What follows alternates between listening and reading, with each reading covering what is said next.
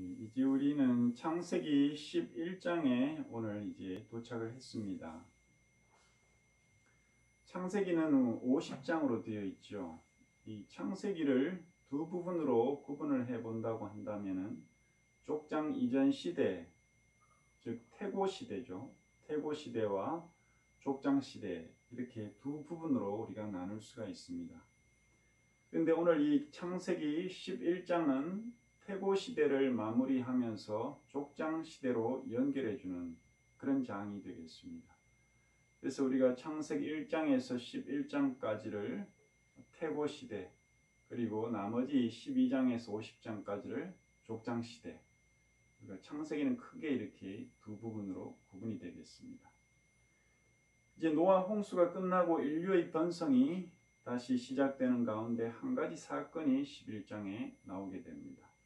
그것은 우리 귀에 익숙하게 알려져 있는 바벨탑 사건입니다. 우리가 지난주에 살펴본 10장은 홍수 후에 노아의 세 아들, 즉 셈과 함과 야벳으로부터 인류가 분화되어 나가는 전체적인 그 그림을 우리에게 보여주었습니다. 그런데 오늘 이 바벨탑 사건은 그렇게 인류가 분화되어 나가기 전에 일어난 그 한 가지 사건을 우리에게 제시해 주고 있습니다. 그리고 10절 이후부터는 노아의 세 아들 중에서 중심인물이 되는 셈의 족보가 언급되고 있습니다. 셈의 족보 이후에는 데라의 족보가 언급되면서 이제 족장 시대가 개막되고 있음을 우리에게 알려주고 있습니다. 이렇게 창세기 11장은 크게 세 부분, 즉 바벨탑 사건과 그리고 셈의 족보, 데라의 족보, 이렇게 세 덩어리로 나눌 수가 있겠습니다. 오늘 11장 첫 부분에 등장하는 이 바벨탑 사건은 10장에서 셈과 함과 야벳으로부터 인류가 분화되는 전체적인 그림을 보여주고, 그 11장의 서두에 와서는 이런 전체적인 분화가 일어나기 전에 있었던 그 한 사건을 제시함으로써 인류가 분화되어 나가게 되었던 그 배경되는 사건을 11장, 즉 분화되고 난 이후에 11장에서 그 한 사건을 우리에게 소개해 주고 있습니다.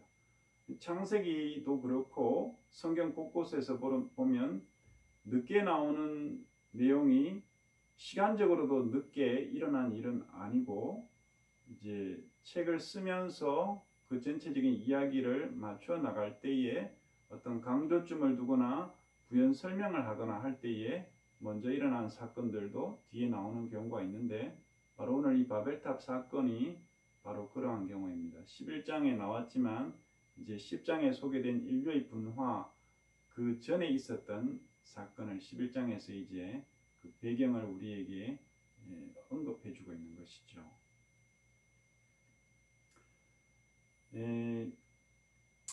그래서 오늘 이제 순서에 따라서 바벨탑 사건을 우리가 간략하게 점검을 해보고, 그 다음 이제 이어지는 족보에 대한 부분을 고찰하면서 오늘 이 창세기 11장 마지막 부분에 등장하는 한 인물, 아브라함이라고 하는 한 인물이 우리에게 주는 메시지를 듣고자 하는 것입니다. 이제 노아 홍수가 끝나고 노아로부터 노아로부터 난 세 아들에게서 인류가 퍼져나가지요. 이때까지는 아직 이제 의사소통에 아무런 문제가 없었습니다. 왜냐하면 언어가 다 같은 말을 쓰는 한 언어였기 때문입니다. 그런데 이들이 이제 떠돌다가 유목민으로 양을 치고 소를 치고 떠돌다가 이제 한 평야에 도달하면서 계획을 세우게 됩니다. 창세기 10장 10절에 우리가 지난주에 보았는데, 10장 10절에 따르면 이 시날 평지, 이들이 떠돌다가 도착한 이 시날 평지의 주도권을 쥐고 있는 사람은 다름 아닌 함의 후손인 니므롯으로 소개되고 있습니다. 이들이 하나님께서 뜻하신 것과는 좀 반대되는 생각을 품고 있었죠. 하나님의 뜻은 어떤 것이었습니까? 이들에게 이제 세계 열방 곳곳으로 나가서 거기서 정착하면서 번성해 나가는 것이었습니다. 그런데 이들은 시날 평지에 이제 머물면서 살만한 땅이다 싶으니까 여기에 이제 성읍과 탑을 이제 건설하려고 계획을 합니다. 그 성읍과 탑을 건설하는 그 궁극적인 목적이 바로 11장 4절에 제시되고 있습니다. 이렇죠. 또 말하되 자 성읍과 탑을 건설하여 그 탑 꼭대기를 하늘에 닿게 하여 우리 이름을 내고 온 지면에 흩어짐을 면하자 하였더니, 여기에서 이제 탑이라고 일컬어지는 것은 일종의 당시 고대 시대의 일종의 그 지구라트라고 우리에게 알려진 그런 유형의 탑입니다. 이 지구라트라고 이 탑이 100% 동일한 지구라트냐 뭐 그건 아닐 수 있겠지만 이런 유형의 탑이 이 당시에 흔했습니다. 이 지구라트는 결국 뭐냐 하면 높은 계단을 세워가지고 그 꼭대기에 신전을 짓는 겁니다. 그 꼭대기에 신전을 지어가지고 이제 그 꼭대기에 이제 하늘에서 신이 이제 내려온다는 거죠. 그렇게 이제 신을 섬긴다는 그런 종교적인, 그 당시로 말하자면 이제 우상 숭배의 어떤 진원지가 되는 셈이죠. 그런 유형의 지구라트 형식의 탑이었을 것으로 생각이 됩니다. 자, 이들의 목적이 기록되어 있는데 우리 이름을 낸다. 이것은 결국 인간의 자율권을 의미합니다. 다시 말하자면 인본주의 사회 건설이죠. 하나님의 뜻과는 무관한 인간 중심 사회를 세우는 것이 인간 중심 사회를 세우는 것이 목적이었습니다. 다른 한 가지는 흩어짐을 면하자라고 하는 것이죠. 뿔뿔이 흩어지면 이제 결집력이 없으니까 힘이 약해지겠죠. 그렇게 하지 말고 한 인류 집단을 신할 땅에서 형성해서 세력을 키우고 인간의 지상 왕국을 세워보자. 그리고 우리가 섬기고 싶은 우상을 섬기자. 이런 목적을 가진 것입니다. 이것은 아담이 선악과를 먹은 죄와 유사한 것입니다. 즉 세계 곳곳에서 번성하도록 그렇게 하나님께서 제시한 것을 그 말씀에 불순종한 것이죠. 흩어짐을 면하자, 뭉치자, 한데 모여서 다른 데 가지 말자고 한 것이니까 말이죠. 또한 하나님을 대적하여 인간의 힘을 과시하려는 교만이 들어가 있습니다. 선악과를 먹은 것이 바로 하나님의 말씀에 대한 불순종이었고 또한 자신이 하나님과 같이 되려고 하는 교만이었음을 우리가 알게 되죠. 비록 형식은 다르지만 이 바벨탑 쌓는 사건이 선악과를 먹는 것과 그 죄의 유형은 동일하다는 겁니다. 결국 하나님의 말씀에 불순종하는 것이고 자기 자랑, 즉 교만인 것입니다. 이에 대한 하나님의 반응이 5절부터 등장합니다. 5절은 이러합니다. 여호와께서 사람들이 건설하는 그 성읍과 탑을 보려고 내려오셨더라. 하나님이 몸을 가지고 있지 않으니까 뭐 이렇게 우리처럼 뭐 눈을 떠서 관찰하고 뭐 위에서 내려오고 이러는 분은 아니죠. 이제 이것은 우리가 익히 성경에 등장하는 신인 동형론입니다. 하나님을 인간과 같이 묘사하는 거죠. 하나님이 육신이 없으신데 사람처럼 무언가 관찰하는 그런 모습으로 관찰하려고 내려오셨다. 이렇게 이런 표현을 쓴 것입니다. 이런 표현을, 즉 신인 동형론적인 이런 표현을 여기에서 쓴 이유가 있습니다. 그 이유가 무엇일까요? 그만큼 이 바벨탑 사건이 하나님 보시기에 중요하고 또 무언가 대책을 세워야 할 일이라는 점을 부각하려는 것입니다. 인간이 타락한 이후에는 한 마음으로 하나님께 예배하려는 일에 집중하지 않게 되었습니다. 마음이 부패해져 있으니까 그렇죠. 하나님을 찾지 않게 된 것이죠. 오히려 인간 집단의 세력을 키우고 인간 숭배 내지는 우상 숭배로 빠지는 것이 흔한 일이 된 것입니다. 하나님은 이 점을 간과하실 수 없으므로 대책을 내리십니다. 어떤 대책입니까?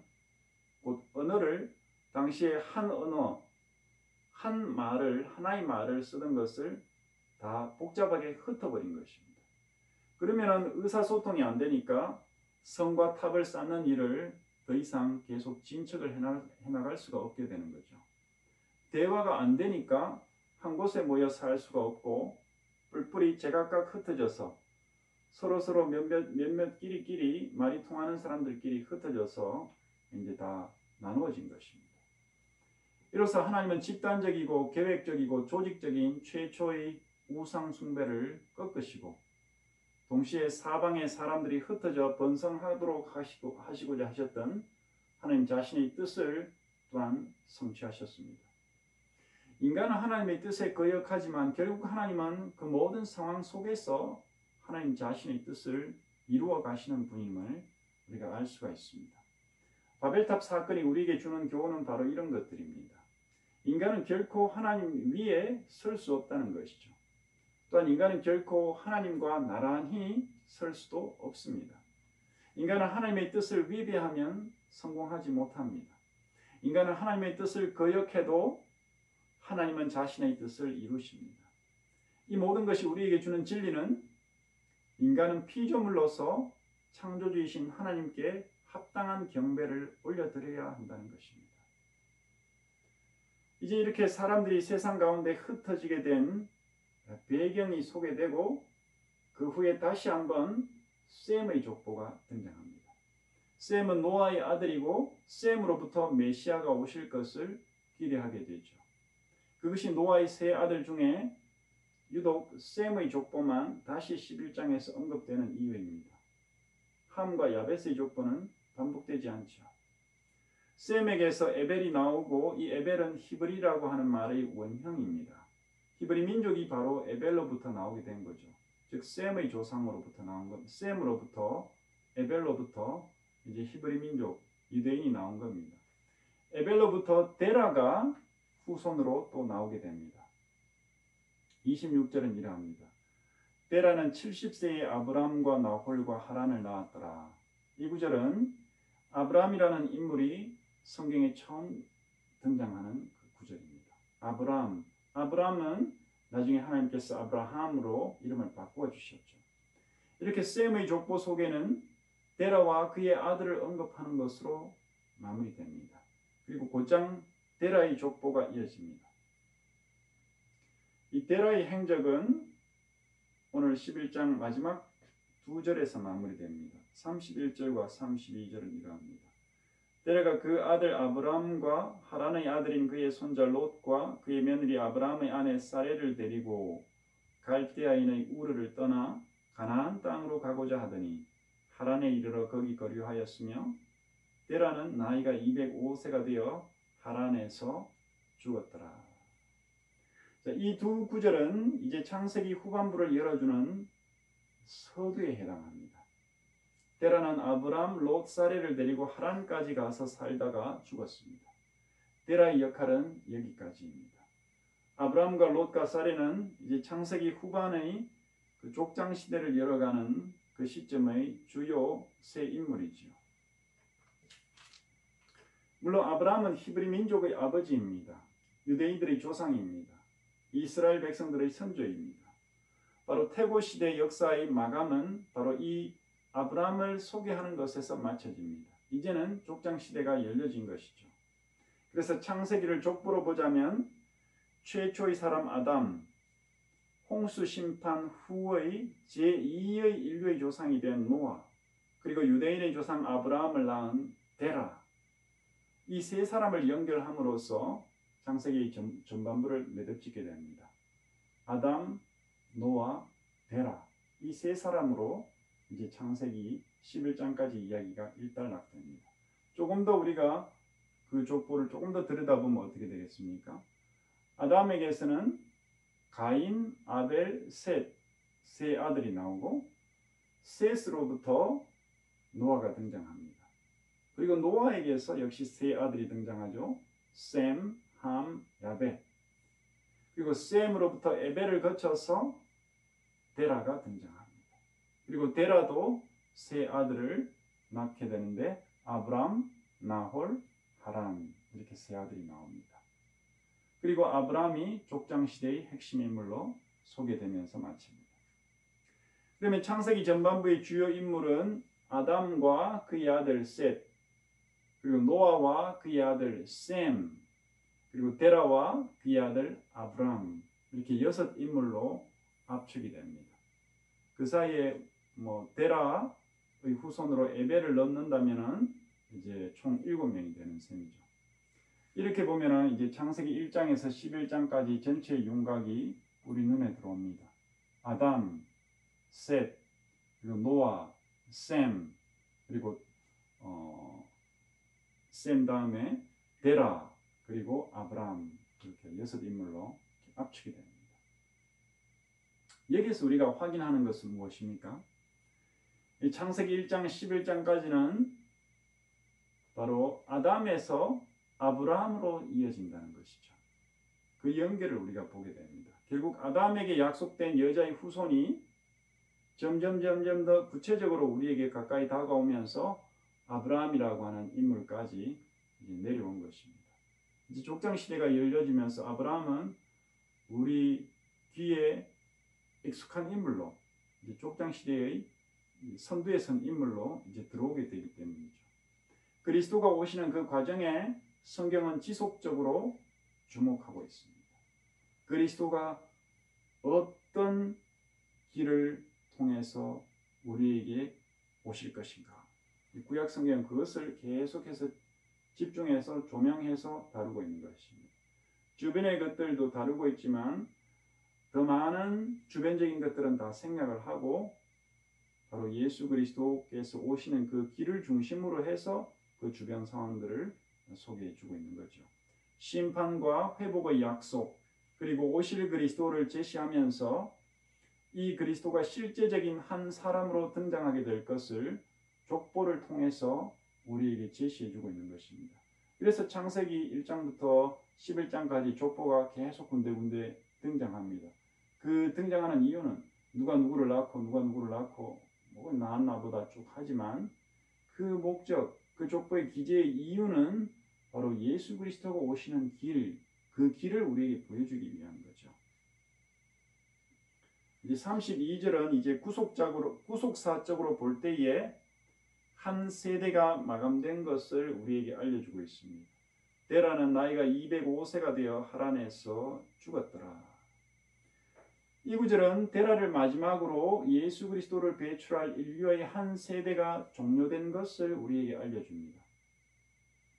11장 10절부터 이제 셈의 족보에서 자녀들을 낳는 이야기가 계속됩니다. 몇 살까지 살다가 몇 살까지 자녀를 낳았다.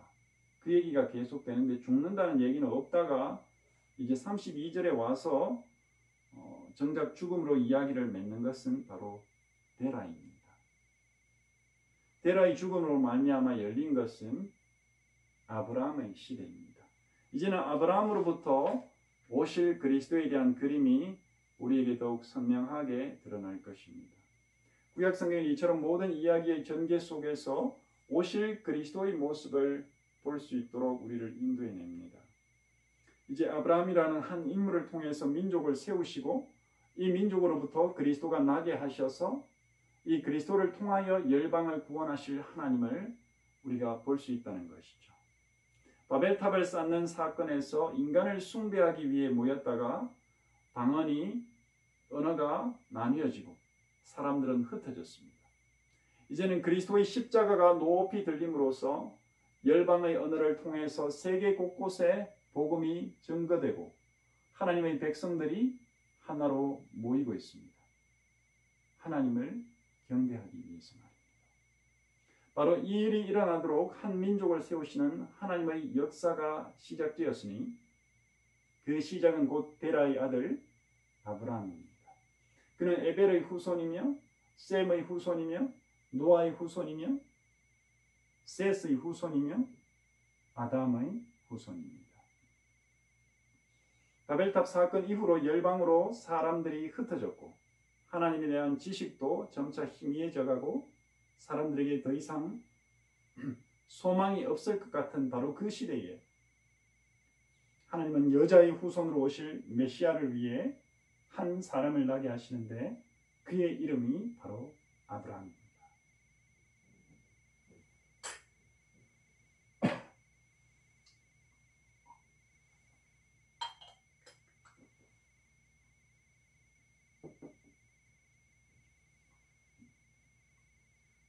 말씀을 적용합니다. 우리는 구원의 길이 하나님께서 정해놓으신 것임을 알게 됩니다. 인간이 고안한 것도 아니고 자신의 힘으로 세울 수 있는 것도 아닙니다. 메시아는 하나님이 정하신 길을 통해서 오셨습니다. 구약 성경에서 여러 인물들이 제시되고 있지만 모두가 구원자와 관련성을 가지지는 않습니다. 함이 그리스도와 관련이 될까요? 그렇지 않죠. 구원자를 가리키며 오실 그리스도를 준비하는 사람들로 정하신 것은 하나님입니다. 그들의 삶과 죽음의 때 정황과 사건들은 모두 우리의 구원자 예수 그리스도를 가리키며 오실 메시아로 우리 눈앞에 드러냅니다. 구약 성경에 정돈된 형태로 등장하는 족보의 기록은 바로 구원이 하나님께로부터 나온다는 사실을 우리에게 지속해서 가르쳐주고 있습니다. 그리고 인간은 어떤 경우에도 하나님의 구원하심의 역사를 방해하지 못합니다. 구원의 드라마를 쓰신 분도 진행하시는 분도 성취하시는 분도 하나님이십니다. 성경의 기록들 속에서 우리는 이러한 하나님의 주도권을 읽어나갈 수 있습니다. 이것이 지금 우리에게 말하는 것은 무엇입니까? 앞으로 되어질 일들이 우리 한 사람 한 사람에게 구체적으로 드러난 것은 없습니다. 그것은 하나님께 감추어져 있는 일입니다. 그렇게 하신 것은 우리로 하여금 하나님을 경외하도록 하기 위함입니다. 지금 우리에게는 오실 그리스도가 오셨고 이제는 곧 다시 오실 것이라는 믿음이 있습니다. 이 믿음 위에 산다는 것은 한편 구약 성도들과 동일한 입장에 서 있는 것입니다. 구약 성도들은 오실 그리스도를 믿음의 눈으로 바라보면서 하나님께 순종했습니다. 마찬가지로 우리도 오실 그리스도를 지금 볼 수 없지만 믿음의 눈으로 바라보면서 하나님께 순종해야 하는 것이죠. 우리에게는 이 일이 결코 구약시대 사람들보다 더 어렵고 힘든 일은 아닙니다. 왜냐하면 오실 그리스도께서 말씀대로 오신 것이 우리 앞에는 드러나 있기 때문입니다. 그러므로 우리는 다시 오실 그리스도를 더욱 견고하게 믿을 수 있습니다. 우리는 이런 믿음을 오늘 말씀에 처음으로 나온 아브라함을 통해서 확고하게 합니다. 셈의 후손으로 에벨이, 에벨의 후손으로 데라가, 그리고 데라의 아들로 아브라함이 나와서 셈의 하나님은 곧 아브라함의 하나님으로 부를 수 있게 되었습니다. 그리고 하나님은 약속대로 아브라함을 통해서 여자의 후손을 우리에게 보내셨습니다. 하나님은 사람들이 온 땅으로 흩어진 가운데서도 자신의 계획을 이루시기 위해 한 민족을 세우십니다. 데라의 시대에 그렇게 하셨던 하나님은 오늘도 그렇게 자신의 뜻을 이루어 가십니다. 그 어떤 인간의 방해나 거역에도 불구하고 말이죠. 오히려 그것들은 하나님의 선하신 능력의 손안에서 하나님의 역사를 성취하는 도구로 바뀌어질 뿐입니다. 이 믿음 안에서 역사를 주관하시고 통치하시는 하나님을 신뢰하시기 바랍니다. 하나님은 자신이 정하신 바로 그때에 바로 자기 자신의 영광을 위하여 이 구원의 역사들을 끝까지 이루어 가실 것입니다. 아멘. 은혜를 감사합니다. 데라의 아들로 아브라함을 보내시고 이제 아브라함을 통해서 그리스도를 보내실 것이라는 하나님의 역사가 이어져 나가는 이 한 부분을 읽으면서 하나님께서 구원의 주도권을 가지시고 지금도 다시 오실 그리스도를 우리가 바라볼 수 있도록 인도하시고 이끄시는 것을 감사드립니다.